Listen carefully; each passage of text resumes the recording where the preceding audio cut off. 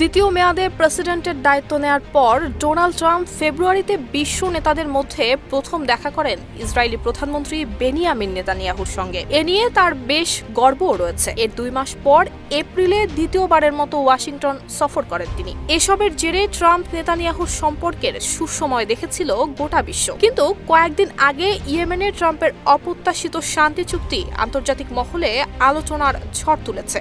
7 সপ্তাহ ধরে ইরান সমর্থিত হুতি বিদ্রোহীদের উপর হাজারের বেশি বোমা বর্ষণের পর হঠাৎ করেই সেই অভিযান বন্ধ করে দিয়েছেন ডোনাল্ড ট্রাম্প। জানা গেছে, হুতিদের সঙ্গে একটি সমঝোতায় পৌঁছানোর কারণেই এই বোমা বর্ষণ বন্ধ করা হয়েছে। এই চুক্তির সবচেয়ে গুরুত্বপূর্ণ বিষয় হলো ইসরায়েলকে এই চুক্তির বাইরে রাখা হয়েছে।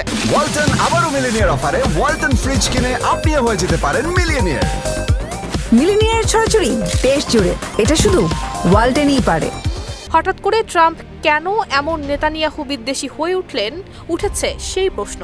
সেই সাথে ভেসে বেড়াচ্ছে যুক্তরাষ্ট্রের দাক্ষিণ্য ছাড়া যে ইসরায়েল ভীষণ একা এমন আভাসও। বিশ্লেষকরা বলছেন, ইসরায়েলের কাছে এমন কিছুই নেই যা নেতানিয়াহু ট্রাম্পকে দিতে পারেন। তার বদলে সৌদি আরব, কাতার কিংবা আরব আমিরাতের কাছে অনেক বেশি সুবিধা পেতে পারেন ট্রাম্প।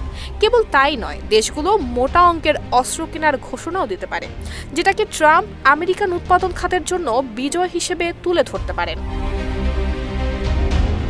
ট্রাম্পের এই নীতি পরিবর্তনের পেছনে বেশ কয়েকটি কারণ রয়েছে বলে ধারণা করা হচ্ছে। প্রথমত, এই সামরিক অভিযানের খরচ ছিল প্রায় $100, যা আমেরিকার জন্য একটি বড় বোঝা। দ্বিতীয়ত, এই আক্রমণগুলো হুতিদের দমাতে ব্যর্থ হয়েছে। তৃতীয়ত, ট্রাম্প যখন মধ্যপ্রাচ্যে শান্তি প্রতিষ্ঠার লক্ষ্যে সফর করছেন, তখন এই সংঘাত আরও বেড়ে যাওয়ার আশঙ্কাও ছিল। সবকিছুর জেরেই ট্রাম্পের এমন সমঝোতা চুক্তি। কেবল তাই নয়, কয়েক সপ্তাহে ট্রাম্প এমন কিছু পদক্ষেপ নিয়েছেন যা ইসরায়েলের প্রধানমন্ত্রীকে প্রায় দর্শকের মতো করে রেখেছে। যেমন সম্প্রতি ইসরায়েলকে পাশ কাটিয়ে হামাসের সঙ্গে একটি চুক্তি করে শেষ জীবিত মার্কিন জিম্মি অ্যাডান আলেকজান্ডারকে মুক্ত করেছেন ট্রাম্প। সেই সাথে জানিয়ে রেখেছে, যদি হামাসের সঙ্গে আরও জিম্মি ফিরিয়ে আনার চুক্তি হাতের নাগালে বলে মনে হয়, তাহলে যুক্তরাষ্ট্র চুক্তি মেনে নিতে ইসরায়েলের উপর চাপ দেবে।